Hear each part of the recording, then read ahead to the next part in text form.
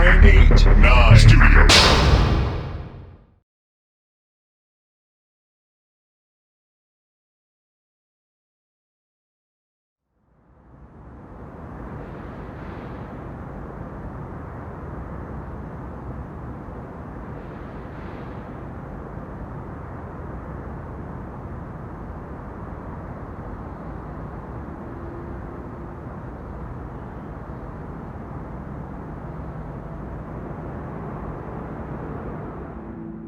Hey gang, welcome to issue 3.3 of PlayStation Underground.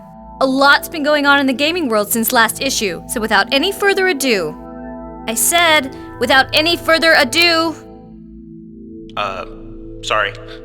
Dude, quit playing GT2 and cue the monitor. First we were off to Rhode Island where one lucky gamer won the PlayStation truck for his school for the day. Needless to say, it bumped him up a few notches in the popularity scale. After that, we hit the track with the gang from Polyphony Digital to burn some rubber and see what's under the hood of Gran Turismo 2. It's just like the real thing. Especially for anyone who's seen you drive. Sorry. Now, since we teased you with a quick look at my favorite game, Jammer Lammy, last issue, we thought we'd pony up the rest of the story so you can really see what makes Lammy rock. And we want to keep you all in the know about anything new regarding the next generation of PlayStation, so be sure to stop in at Tech Q&A and see what's up. I know what you're all thinking, that's cool, but what's in the vault? Glad you asked. CD2 is pushing maximum density with game demos like NFL Blitz 2000, Omega Boost, and Tiny Tank. And of course we've got enough new downloads, alphas, and hidden codes to keep everyone happy. So keep on gaming and I'll see you next issue. Okay Maggie, we're clear. Nice outfit. Hey, did you get us any Jammer Lammy t-shirts? No.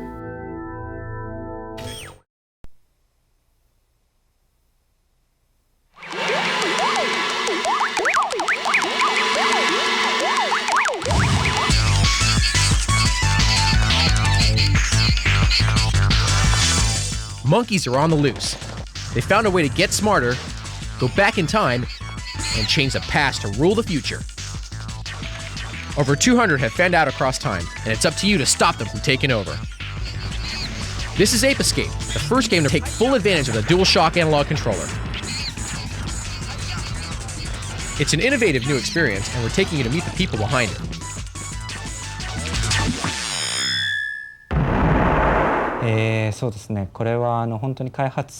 Just as we had begun the development of the design and concept for this game, we were invited to attend a development meeting for the DualShock analog controller. We were excited to see, right there on the table, prototypes with 2 analog sticks. There weren't any games that existed at the time that used both sticks, and we were so intrigued by the new opportunities. I began to think about all the fun and unique ways we could take advantage of both analog sticks. One stick could maneuver your character around a fully 3D environment, and the other is used to control the gadgets. The ideas just kept coming. There's the Stun Club and Time Net, Super Hoop, an RC car, and more vehicles too. So we picked gadgets that would take advantage of and resemble the motion of the analog sticks. For example, with the slingshot, you're required to pull back on the stick and release it, emulating the controls of a real slingshot. And we think everyone will find at least one favorite gadget.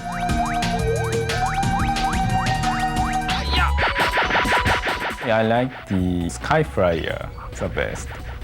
I can fly around. When you are really good, you can do the 2-step jump, and at the height of the 2-step jump, you can start, activating the Sky Flyer. But if you're not so good, you can just stand and start activating that Sky Flyer, and you can get much higher, you would think. But that's not all that's unique about the analog sticks. Most people don't know that you can push the stick down like a button, too. Push it down and you can sneak up on the monkeys to catch them. I also like the way the remote control car operates with the 2 sticks. It turned out to be even more enjoyable than we expected. What I find most fun is that there are more than 200 apes in the game. We gave them different personalities and a lot of subtle humor. Something fun for everyone, I hope.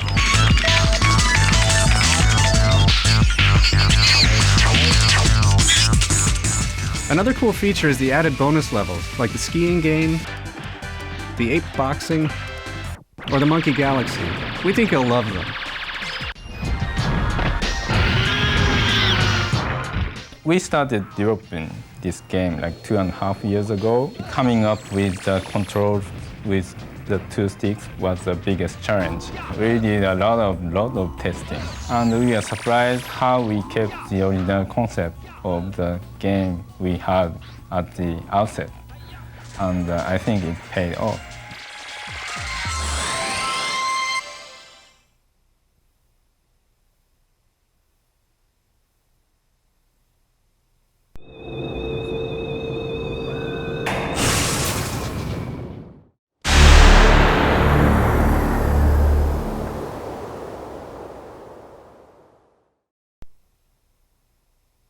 How are game developers reacting to the next generation of PlayStation? As a PlayStation Underground subscriber, you get inside access. All we're seeing here today is the tip of the iceberg. You're going to see a much more detailed modeling, much more detailed worlds. A prediction for Road Rash could possibly, on the next generation PlayStation, we would go from 300 polygons for bike and rider combination to somewhere from 2,000 to 3,000 faces. The fact that you can actually render something like Toy Story on the PlayStation in real time is just, awesome. And it's really exciting to see a home platform that's going to have even surpass the power of some of the high-end military machines that we've worked with in the past. I think it's absolutely incredible that we've got a supercomputer and a game machine. The poly counts, the sound, the texture memory, we can bring everything together into a really cool, compelling storyline. It'd be really cool if you would walk through a hallway and the lights would actually be carried with you like a torch, for instance. What you're going to see is a little more randomness in the ability to control the character. Because the game is all about hiding in the shadows so the guards can't see you. But if the guards had a torch with them, that would completely change the way you play the game. You'll be able to get bodies swinging around and you'll have more control. You'll be actually able to screw up a little easier, which is nice for a gamer. We want to take you out into huge, vast regions of space with giant cruise ships and planets and space stations where you're a little tiny dot and the space station's miles and miles long. For a driving game, for example, crashing into a wall, not only will you damage your car, but you'll damage the wall, and maybe repeated crashing into a wall will even knock it down. We want to do things that nobody's ever seen before. In a way, you will be able to see characters talk to each other, react. There will be like when you impact somebody up, you will see his reaction, his facial reaction. You'll be able to interact with characters that feel like living entities with facial expressions and emotional reactions. It's all going to behave like real life, and nobody will have had to sit down for hours and animate it. I can't think of anything right off that we won't be able to do on the next generation PlayStation. The roof is off.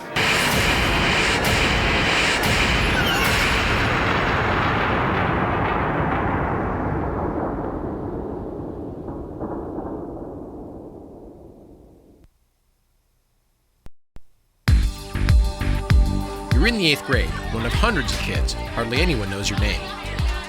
Then one night a phone call comes in. Was it real or was it a dream?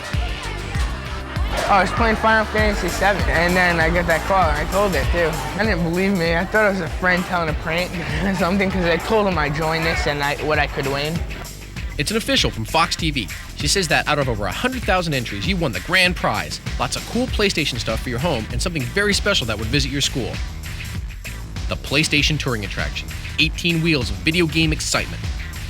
All your classmates could try the latest PlayStation games thanks to you. I called some of my friends and told them. They didn't believe me. I had to have my mom tell them. It was a Tuesday night.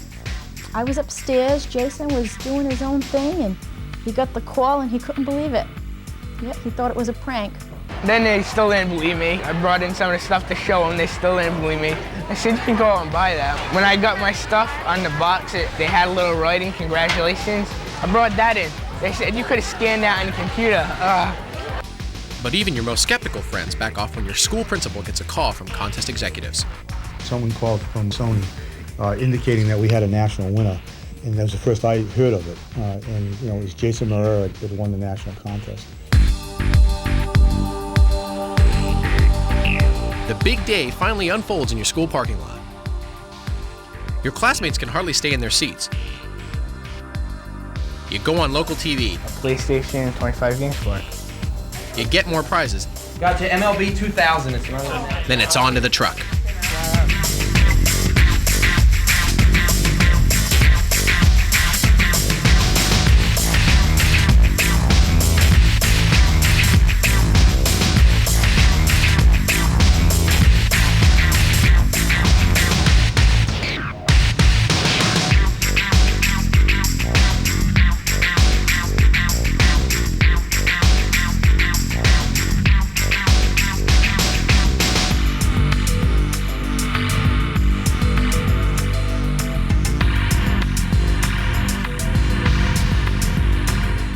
You're in 8th grade, one of hundreds of kids. Now almost everyone knows your name. What will you remember 3 years from now? Everything. I remember everything.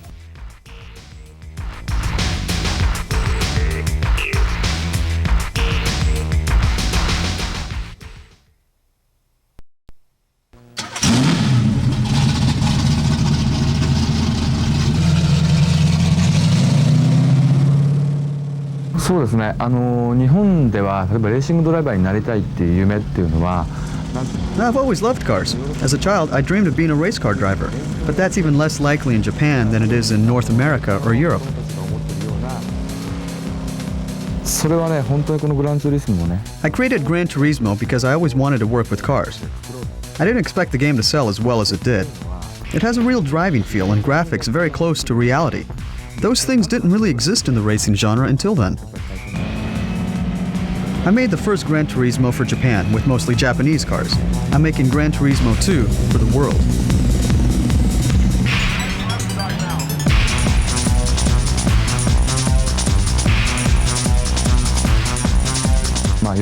We're going to have about 400 cars on 20 tracks. We brought some of the cars here to test them and capture photos and sound.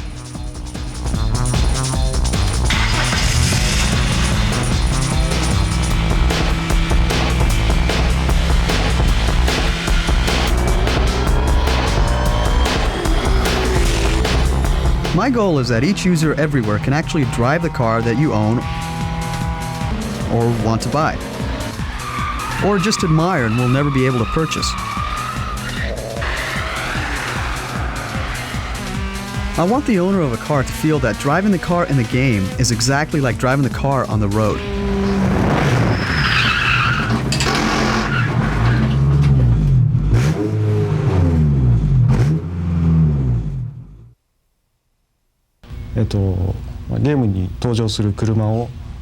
I create the car from start to finish.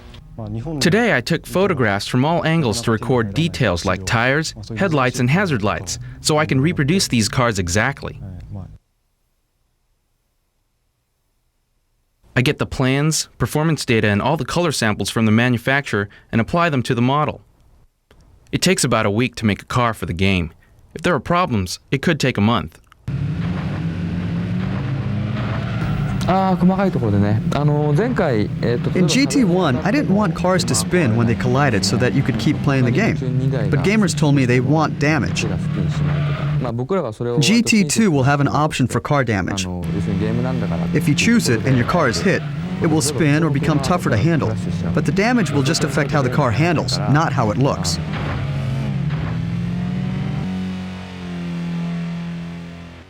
One very important change is that we are going to have dirt tracks. The cars will be able to skid around. Also, there will be some drag strips. And Laguna Seca will be one of the tracks.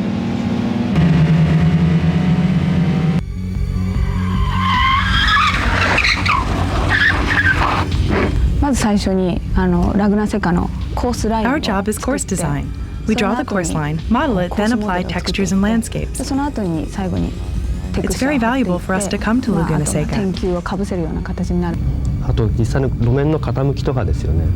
We knew from pictures how the turns here would bank, but now we can walk and drive them so we can put their exact feel in the game.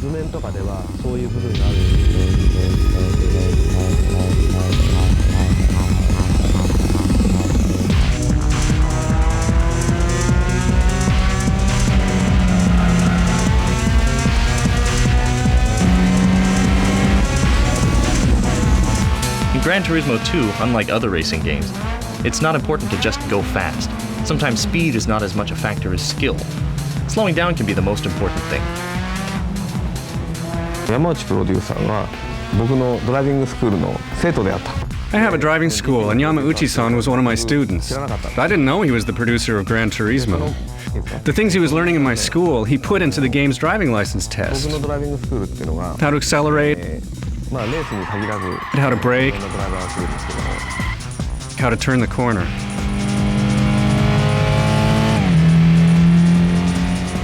If you want to enjoy Gran Turismo 2 the most, do not think of it as a video game. Drive as if you're in a real car.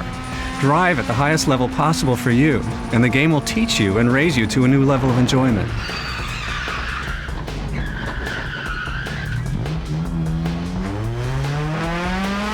今回例えばラグナセカを走ったわけですね。バイパーで走った。 Laguna Seca has a famous corner called the corkscrew.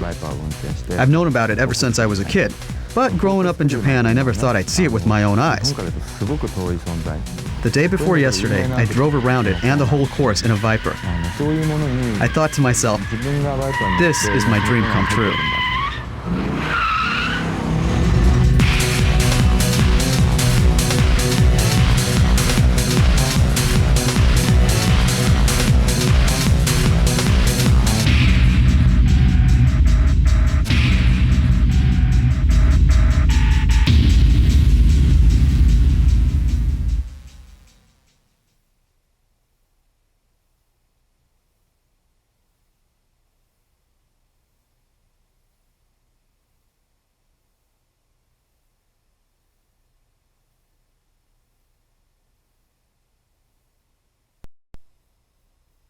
But I would do it like that because I want it like that. No other difference is the fact. You gotta do what?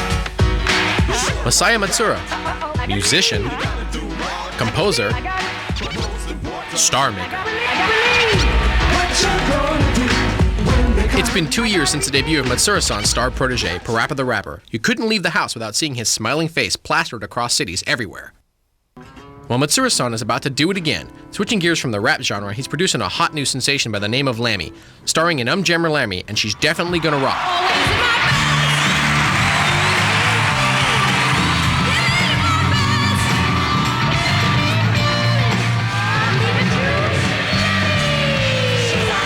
With that kind of success, we have to ask, can lightning strike twice? But I'm not getting close, I'm just running around. Now gamers and rocker wannabes alike will have the opportunity to test their licks to everything from pop rock to heavy metal.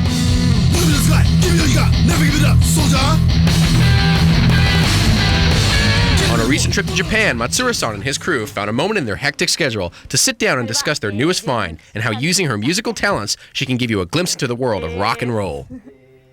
I didn't want to create Parappa the Rapper 2. I wanted players to enjoy other kinds of music.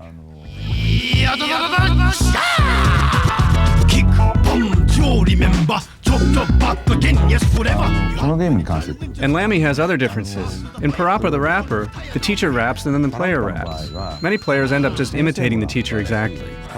With Jammer Lammy, the teacher sings and the player plays guitar. That subtle difference gives players more freedom to experiment, let loose, and make great music.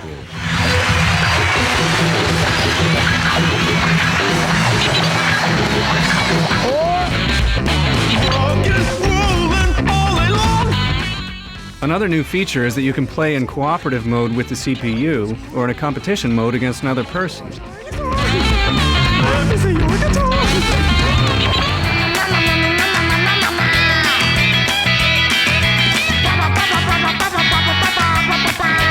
A lot of gamers wonder where the quirky sense of humor comes from that's behind these two games.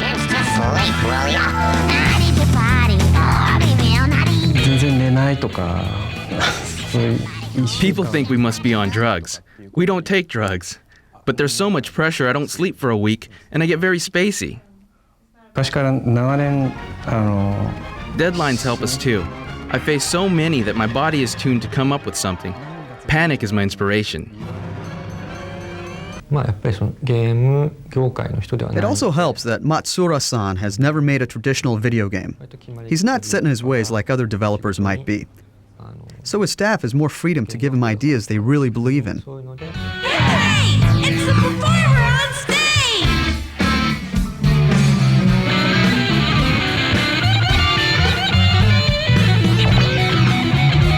There's a new rock star in town, and this is one land that definitely knows her chops.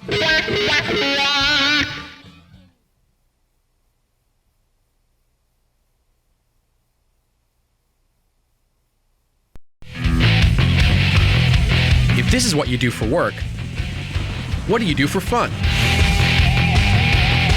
Pro Borders, because I'm in it. Duke Nukem 3. I just finished that game, Metal Gear Solid. Played that way too much. That's probably one of the best games I've ever played on PlayStation. I like Siphon Filter. Cool Borders 3, no one can touch me. Yeah, I like that game. Creeping around, it's fun. The life of an X Games Pro isn't easy. You have fans chasing you. Lots of flights to catch. New tricks to master. So after work, how do you blow off steam? Lately, I've been playing a lot. The Tony Hawk Pro Skater game. It's a really fun game. It gives you a rush. Yeah, I mean, when you land something, it's like, whoa! Even at the top, if you're a living legend like Tony Hawk, it's not always easy. I've only broken one bone. I broke my elbow last year after 20 years. I've been knocked out a couple times. The pressure's on to be first with new moves. Probably I'm best known for like 720, which is a double spin, and then different variations of the 540, like burial 540, stalefish, just, stuff like that. A lot of spinning maneuvers. How do you keep learning to do what no human being's ever done before? You just kind of go and see if you can get the right spinning motion down, and you can fall safely out of most situations. And so you just keep going until you have the confidence to just throw one down. After 20 years, what keeps Tony Hawk going? Like I said, I'm just happy that I'm still getting to do it. I've just always loved the progression, and knowing that there's new stuff to learn, that's what keeps me going. With all the pressure, how do you take a break? I play Gran Turismo and Oddworld and Cool Borders, and my son loves Spyro. What's my favorite? By far the skate game. I mean, even if it weren't my signature game, it'd be my favorite game. Skateboarding and PlayStation. That's all you need in life. PlayStation and the X Games. It's how some people who are paid to have fun after work. PlayStation rips, man.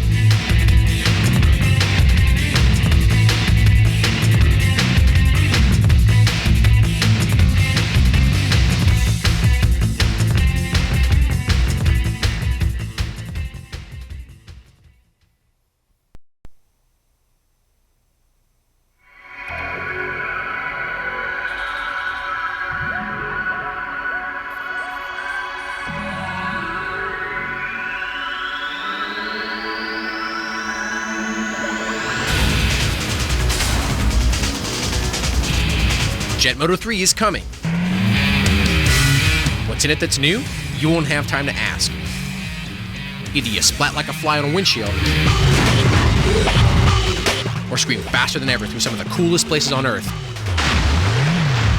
and beyond. We got the game's producer to tip you off in advance on what's new, so when you play, you can totally concentrate on saving your butt. We wanted to add 3 different things. One is speed. As much speed as possible. 2 was base everything, all the track design off of skill. So you would learn basic skills as you go through the environment and then use those together in combinations of skills later when you get to the hard environment. And the 3rd was we really wanted to take away all the barriers that were in 1 and 2, limiting the player where he can go and where he can't go. And this time, pretty much, if you see it, you can drive on it. We tried to build in shortcuts as much as possible everywhere. Look for them.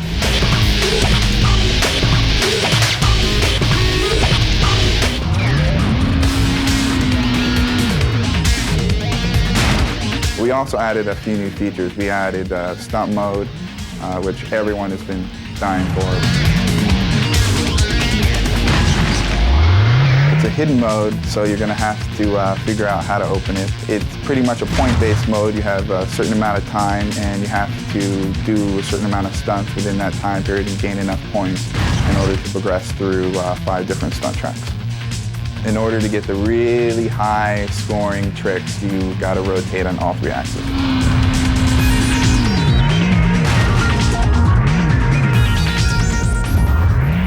We added a new hop feature, which is part of the skills that I talked about earlier, and we added horizontal grapples where you can pretty much Tarzan swing using multiple grapples throughout the environment. It's pretty cool.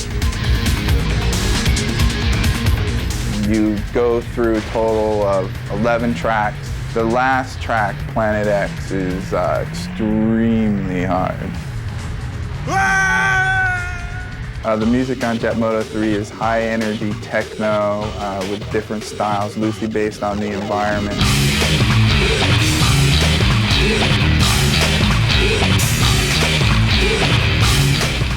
We have 2 people working on them. Juno Reactor doing some original tunes, and Chucky D, our internal guy here at 99 Studios.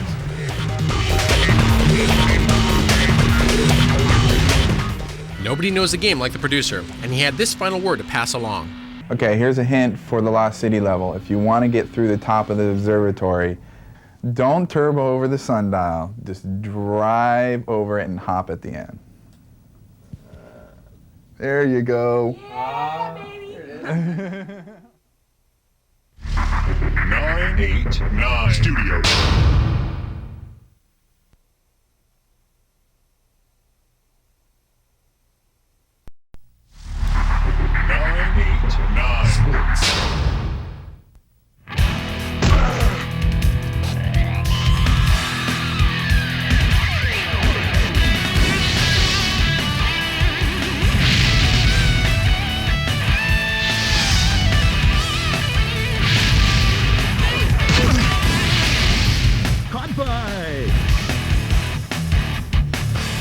This game will be like a real game.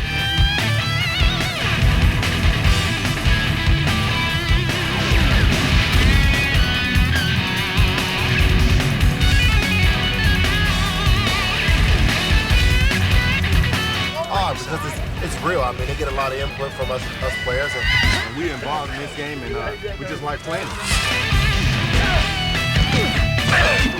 First down.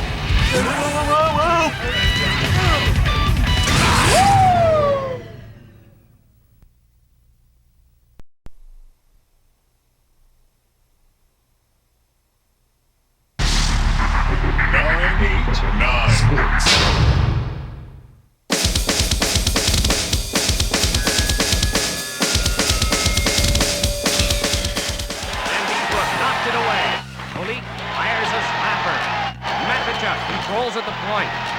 Runs by Lemieux. Alex shooting. Asha gathers it in. To Clark. Got a blocker on it. Blair has a hat trick.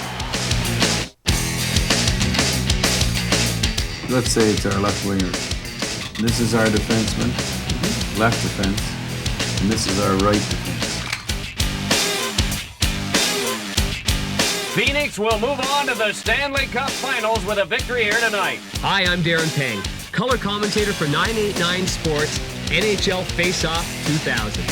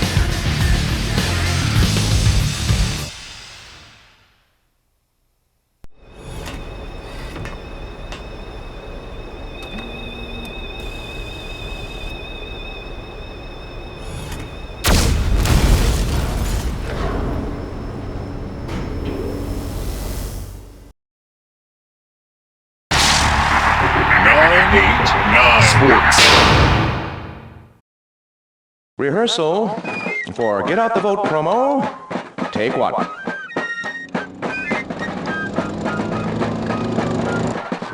Wahoo! Hi, America. Hi, boys and girls. It's me, Tiny Tank. Cue the theme song. Tinky Tinky Clinky Clanky, new from Centrex, Tiny Tank, America's lovable... Wait. Is that my theme song? Well, it hasn't been finalized yet. Wanky, wanky, tanky, tanky, what the is that? You're being difficult. You're being an... I got a positronic brain. There, what you just did. That's the spirit we want. Who? A Centrex, it wants funding for a robot army. Ooh. To replace humans in wars. Ah, and I'm the cute little mascot. To get people to vote yes. Can I change my name at least? To what? Mechanicor? Tank of Doom? From the top, Tiny. Tiny Tank is my slave name. Oh, please. Vote promo, take two. Tiny? Tiny's not here. I am Mechanicor, Tank of Doom. Look, Tiny, you're cute and you're a killing machine. What's wrong with that? It's creepy. It's not creepy. It's cute. It's cute. A cute killing machine? That's the dumbest thing I've ever heard. I got an 80mm cannon for a nose. Hey kids, is this cute? Oops. Okay, we'll wrap for the day, get another camera, try again tomorrow. You okay, Fred? I'm all right. Props, blanks for the tank next time?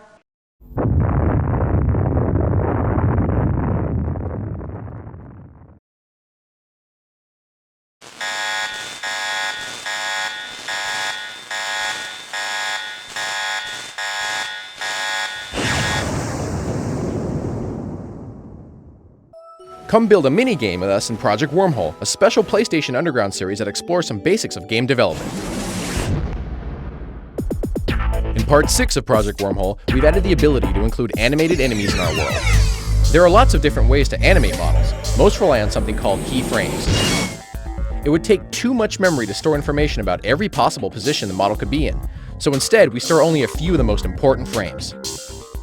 To animate a person jumping up and down, for example, there could be keyframes of the person standing, crouching down, at the top of the jump, and landing.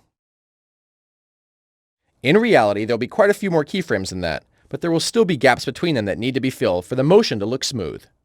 A process called interpolation is used to fill in the gaps. The program looks at the two keyframes before and after the current frame and calculates a position part of the way between the two. The two most commonly used methods of animation are called vertex animation and bone animation. In vertex animation, the location of every vertex in the model is stored for each keyframe. This is easy for the program to work with, and just about anything is possible, but it uses a lot of memory, and there needs to be a separate animation for each model. Bones-based animation relies on an imaginary skeleton beneath the skin of the model. The animation data holds information about the joints in the skeleton, and the program knows how to move the vertices of the model around to keep them attached. It is even possible to use the same data to animate different models, as long as they have the same joints.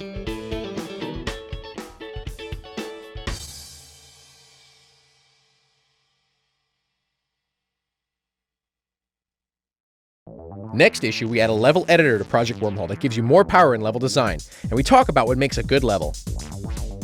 Keep your ideas coming on improving our mini-game. To see what other people are suggesting, go to www.playstation.com and choose PlayStation Underground online. Post your own ideas there or mail them to us at this address. Wormhole is a team effort, and we're waiting for your thoughts.